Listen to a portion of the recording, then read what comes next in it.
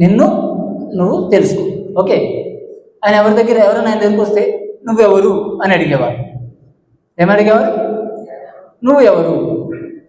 ఈరోజు మనం ఏమిటో మనం తెలుసుకుందాం. మనం ఏమిటో మనం తెలుసుకోవాలి. ఫస్ట్ శాస్త్రంగా తెలుసుకున్నాం అనుకున్న తర్వాత దాన్ని ప్రాక్టికల్గా సరిగా చేయగలుగుతాం. ఉదాహరణకి ఈ పిరమిడ్ ఎక్కడుంది? పేరవరం అనే గ్రామంలో ఉంది. పేరవరం ఎక్కడుంది? పలానా జిల్లాలో ఉంది, పలానా మండలంలో ఉంది. ఆ జిల్లా ఎక్కడుంది? పలానా రాష్ట్రంలో ఉంది. అడ్రస్ సరిగా తెలుసుకున్నాం అనుకోండి, తొందరగా వెళ్తాం. అడ్రస్ తెలియలేదు అనుకోండి, ఇక్కడికి రాగలుగుతామండి? రాలేము. దీని చుట్టూ తిరుగుతుంటాం కానీ ఇక్కడికి రాలేము. అలాగే మన విషయాన్ని సరిగ్గా తెలుసుకున్నాం అనుకోండి, తొందరగా చేరుకుంటాము. సరిగ్గా తెలుసుకోలేదనుకోండి, ఎప్పటికో పడుతుంది. పునరపి జననం, పునరపి మరణం, పునరపి జననే జఠరే శయనం, తిరుగుతూనే ఉన్నాం జన్మల తర్వాత జన్మలు. ఎందుకు? ఫస్ట్ సరిగా తెలుసుకోవట్లేదు మనం. ఈరోజు మనము నేను అనేది ఏమిటో చూద్దాం. నేను అంటున్నాం కదా మనం. ఆ నేను ఏమిటి? రమణ మహర్షి నువ్వెవరు అన్నారు. యాక్చువల్ కరెక్ట్ పదం పత్రిక దాన్ని మార్చారు. పత్రిక సార్ ఏం చేశారంటే నువ్వెవరు కాదు, నువ్వు ఏమిటి, నువ్వెవరనేది లేదు, నువ్వు ఏమిటి అని చెప్పారు. మనము జాగ్రత్తగా వినండి. మనము 24 పదార్థాలు కలిసిన మనం. మొత్తం ఎన్ని పదార్థాలు? 24 ప్లస్ మనం అంటే 25. మనం ఎంత? 25 పదార్థాలు కలిస్తే మనం ఇక్కడ ఇలా ఉన్నాం. 25 పదార్థాలని ఎలాగో చూద్దాం. ఈ నేను అనేది ఏమిటంటే వీడిని జీవుడు అంటారు, లేదా పురుషుడు అంటారు. ఏమంటారు? పురుషుడు. వీడు పైలోకాల నుంచి ఒక్కడిగా బయలుదేరుతాడు, ఒంటిగా. దాన్ని చైతన్యం అని కూడా అంటారు, శుద్ధ చైతన్యము. ఏమంటారు? శుద్ధ చైతన్యము. ఇంకో పదము ఆత్మ పదార్థము. ఏమంటారు? ఆత్మ. వాడు ఒక్కడే బయలుదేరుతాడు కిందకి. వచ్చి ఒక తొడుగు తొడుక్కుంటాడు. ఆ తొడుగు పేరేమిటంటే కారణ శరీరము. ఏమిటి? కారణ శరీరము. ఆ కారణ శరీరంలో 2 పదార్థాలు ఉన్నాయి, చిత్తము, అహంకారము. ఏమిటి? చిత్తము, అహంకారం. ఒక్కడిగా బయలుదేరాడు పైలోకాల నుండి. అంటే మనం ఒక్కరిగా బయలుదేరి ఒక తొడుగును తొడుక్కున్నాం. ఆ తొడుగు పేరు కారణ శరీరము. ఆ శరీరంలో 2 పదార్థాలు ఉన్నాయి, చిత్తము, అహంకారం. ఇప్పుడు ఎంత అయ్యాం మనం? 1 ప్లస్ 2 ఎంత అయ్యాం? 3 అయ్యాం. ఓకే, ఇంకొంచెం కిందకు వచ్చాడు. ఇంకొంచెం కిందకు వచ్చి 17 పదార్థాలు తడుక్కున్నాడు. ఎన్ని? 17 పదార్థాలు. ఈ తొడుగును ఏమన్నారంటే సూక్ష్మ శరీరము అన్నారు. ఏమన్నారు? సూక్ష్మ శరీరము. ఈ సూక్ష్మ శరీరాలు ఏమున్నాయి? 17 ఉన్నాయి. ఏమిటా 17 అంటే? మనసు, బుద్ధి, పంచ జ్ఞానేంద్రియాలు, పంచ కర్మేంద్రియాలు, పంచ తన్మాత్రలు. మళ్ళీ చెప్తున్నాను. మనసు, బుద్ధి, పంచ జ్ఞానేంద్రియాలు, పంచ కర్మేంద్రియాలు, పంచ తన్మాత్రలు. మనసు, బుద్ధి 2. ఓకే, పంచ జ్ఞానేంద్రియాలు అంటే 5, పంచ కర్మేంద్రియాలు అంటే 5. 5 5 10 ప్లస్ 2 12. పంచ తన్మాత్రలు అంటే 5. ఎన్నయ్యా? 17. 17 ఎంతమంది ఎన్ని ఉన్నాయి? 3. జీవుడు ఒక్కడే బయలుదేరాడు, ఒక్కడు. చిత్తము, అహంకారం అంటే కారణ శరీరం, అది 2, అక్కడికి 3. ఈ 3 ప్లస్ 17 ఎంత? 20 అయ్యాయి. మళ్ళీ కిందకు వచ్చాడు కొంచెం. ఆ కింద ఇదే ఈ భూమండలమే, ఆ కింద 3. ఇక్కడ 3వ తొడుగు తొడుక్కున్నాడు. ఆ 3వ తొడుగుని ఏమంటామంటే భౌతిక శరీరము అంటాం. ఇప్పుడు ఇక్కడ ఈ శ్రీనివాస్, నా పేరు శ్రీనివాస్. ఈ శ్రీనివాస్ అనేవాడు మీ ఎదురుగుండి ఇలా కూర్చున్నాడు కదా. ఈ కనిపించేది ఈ 5, దీన్ని పంచభూతాలు అన్నారు.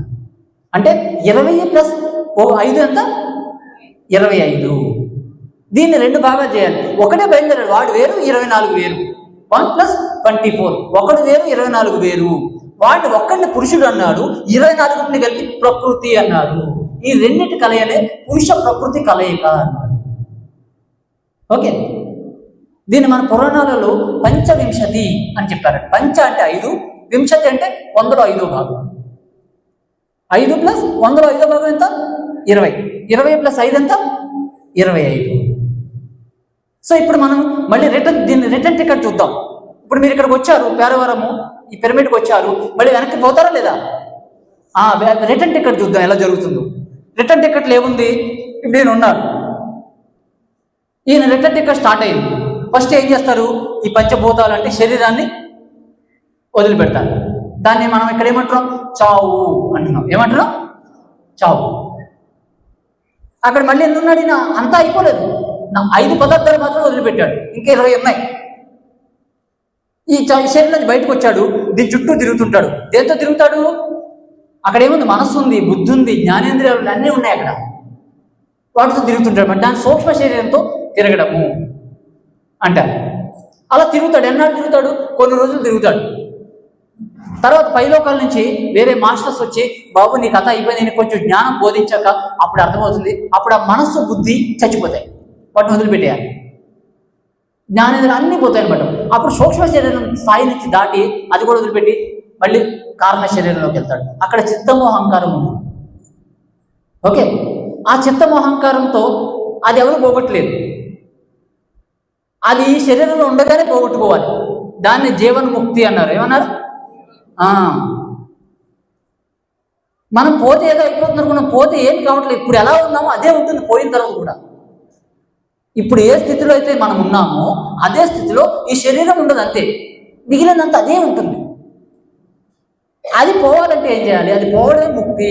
అది కూడా పోవాలంటే ఇక్కడ కూర్చొని మనం ఈ శరీరంలో జీవించి ఉండగానే బయటికి రావాలి. ఇప్పుడు ఈ హాల్లో మనం కూర్చున్నాము, ఈ హాల్ మనమా? హాల్ లోపల మనం ఉన్నాం. ఎలా తెలుస్తుంది మనకి? ఇందాక హాల్ నుంచి బయటకు పోయాము, మళ్ళీ వచ్చాము, పోయాము, వచ్చాము, అప్పుడు తెలుస్తుంది మనకి ఈ హాల్ మనం కాదని. అలాగే ఇందులోంచి బయటకు పోవాలి, రావాలి, బయటికి పోవాలి, రావాలి. ఇది చేయగలగాలి. దానికోసమే ధ్యానము. దాన్ని ఏమనంటే సూక్ష్మ శరీర యానము అన్నారు. ఏమన్నారు? పుష్పక విమానయానము అన్నారు. అది చేయగలిగిన వాడు అసలైన ధ్యాని. మన శరీరం కాదు, భగవద్గీత చెప్పింది. కానీ మనకెలా తెలుస్తుంది? ఈ శరీరంలో బయటకు వస్తేనే తెలుస్తుంది, లేకపోతే అది తెలియదు. అది ఎప్పుడో చచ్చిపోయిన తర్వాత తెలియడం కాదు. ఈ శరీరంలో ఉండగానే దీని లోపల నుంచి రావాలి, పోవాలి, రావాలి, పోవాలి, రావాలి, పోవాలి. వాడిని ముక్త పురుషుడు అంటారు. ఏమంటారు? ఇది మన లక్ష్యం. అందుకోసం మనం ఇదంతా చేసేది. అది మనం సాధించుకునేంత వరకు కూడా మనకు దుఃఖము పోదు, దుఃఖం పోదు. అది పోగొట్టుకోవాలి మనం. దానికోసమే ఇదంతా కూడా. అర్థమైందా? మనం ఏమిటి? 24 మనం కాదు, ఒక్కడం మనము. అందుకే ఇది తెలుసుకున్న వాడిని ఏమంటారంటే పురుషోత్తముడు అంటారు. ఏమంటారు? పురుష ఉత్తముడు, పురుషోత్తముడు. ఉత్తముడు అంటే ఏమిటి? ఉత్తగా ఉన్నవాడే ఉత్తముడు. ఊరకుండువాడు ఉత్తమ యోగి, ఊరకుండువాడు ఉత్తమ యోగి అని చెప్పారు వేమన. కాబట్టి మనము పురుషోత్తములం కావాలి. మనము పురుష ఉత్తములం కావాలి. పత్రి గారు ఆయన పురుషోత్తములు అయ్యారు. ఎలా అయ్యారు? ఆయన సాధనతో అయ్యారు. కాబట్టి మన లక్ష్యము దాన్ని పెట్టుకుందాము, అది మనం సాధించుకోవాలి. మనం లక్ష్యం లేకపోతే సాధించలేము. ఇంటి దగ్గర బయలుదేరాము, ఇక్కడికి రావాలని అనుకుంటే ఇక్కడికి వచ్చాం. మనం ఈ లక్ష్యం లేదనుకుని మనం ఎక్కడికి వెళ్తాం? మనకు అందుకు లక్ష్యం ఉండాలి. మన లక్ష్యం ఏమిటంటే మోక్షము. మన లక్ష్యం ఏమిటి? మోక్షము. ఎక్కడుంది మోక్షము? ఎక్కడుంది మోక్షం? వేమని చెప్పారు. ఇందాక పద్యం చెప్పాను నేను ధ్యానంలో ఉన్నప్పుడు. నాతో పాటు చెప్పండి. మనసులోన ముక్తి మరి యొక్క చోటను వెతుకబోవాడు వెర్రివాడు, గొర్రె చంకబెట్టి గొల్ల వెదకు రీతి విశ్వదాభిరామ వినరుడే. అది ఎక్కడ వెతకొద్దు ముక్తిని? కేవలం మన లోపల మనసు శూన్యం అయితే అది మిగిలిందే ముక్తి. ఇది గుర్తుపెట్టి, ఇంతకన్నా ఏమీ లేదు. ఇంతకన్నా ఏదైనా ఉందనుకుంటే అది పిచ్చి, వెర్రి. గుర్తుపెట్టుకోండి, ధ్యానం అంటే ఆలోచన లేని స్థితి. ఆలోచన లేని స్థితి దైవస్థితి. ఇంతకన్నా ఏమీ లేదు. తర్వాత భజగోవిందంలో కూడా మనకి ఒక శ్లోకంలో చెప్పారు మోక్షం గురించి. నాతో కూడా చెప్పండి.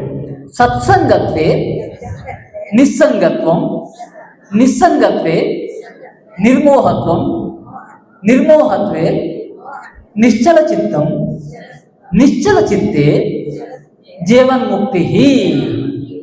అది లక్ష్యం ఏమిటి? జీవన్ముక్తి. ఏమిటి లక్ష్యం? జీవన్ముక్తి అంటే ఏమిటి? జీవించి ఉండగానే ఇది నేను కాదు అని తెలుసుకోవడం, దాని పేరు జీవన్ముక్తి. సో ఈ జీవన్ముక్తి లక్ష్యం ఎక్కడి నుంచి మొదలు పెట్టాము? సత్సంగత్వే, అంటే సత్యముతో సాంగత్యం చేయాలి, సత్యంతో సాంగత్యం చేయాలి. సత్సంగత్వే నిస్సంగత్వము. అప్పుడు మనకి అన్నిటి పట్ల డిటాచ్మెంట్ వస్తుంది. నిస్సంగత్వం అంటే ఏంటి? డిటాచ్లో ఉండడము. పిరమిడ్ మందే కానీ మనది కాదు, మన తండ్రి గారే కానీ మన తండ్రి కాదు, ఈ ముక్కు మొహం నాదే కానీ నాది కాదు. ఇది డిటాచ్మెంట్. అటాచ్మెంట్లో డిటాచ్మెంట్. సో సత్సంగత్వే నిస్సంగత్వం, నిస్సంగత్వే నిర్మోహత్వము. అప్పుడు ఆ మోహం అనేది ఉండదు. లేకపోతే ఏమవుతుంది? మనం పోయిన తర్వాత ఈ పిరమిడ్ చుట్టూ తిరుగుతాం. ఇది మనం అనుకుంటాం, మనం కాదు, ఇది పోయాక తిరుగుతుంటాం దీని చుట్టూ. మోహము. సో సత్సంగత్వే నిస్సంగత్వం, నిస్సంగత్వే నిర్మోహత్వం, నిర్మోహత్వే నిశ్చల చిత్తము. ఏమిటి? ఇందులో వాటర్ ఉంది. ఎలా ఉంది? ఇది ఎలా ఉంది? అలజడిగా ఉంది. ఇప్పుడు ఏమైంది? ఇది కాసేపటికి అలా వదిలేసాం అనుకోండి, నిశ్చలమైపోతుంది. అలాగే ఇది మనస్సు ఏవేవో ఉన్నాయి దీని నిండా, అది దాన్ని నిశ్చలం చేయాలి. ఆ నిశ్చల చిత్తము పేరే జీవన్ముక్తి. ఓకే. సత్సంగత్వే నిస్సంగత్వం, నిస్సంగత్వే నిర్మోహత్వం, నిర్మోహత్వే నిశ్చల చిత్తం, నిశ్చల చిత్తే జీవన్ముక్తి. అక్కడితో అయిపోయింది. దానికోసమే ఇవన్నీ ఉన్నాయి. అది మన లక్ష్యం. ఓకే. అది దాని తర్వాత ఏం చేయాలి? అది వచ్చాక అందరికీ సహకారం చేయాలి. అందరికీ ప్రతిసారి ఏం చేస్తారు? ఆయన జీవన్ముక్తి సంపాదించుకున్నారు. ఆయన ఏం చేస్తారు? అందరికీ దాన్ని, నేను ఎక్కడో ఒక గ్రామంలో ఉండేవాడిని, నా కోసం ఆయన వచ్చాను నాకు అందించడానికి. ఎందుకు?